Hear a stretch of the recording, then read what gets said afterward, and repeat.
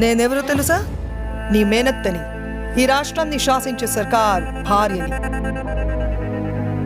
ఒక్కసారి నీ నోటితో అత్త అని పిలవే, చనిపోయిన నా అన్న, అదే మీ నాన్న ఆనందపడతాడు.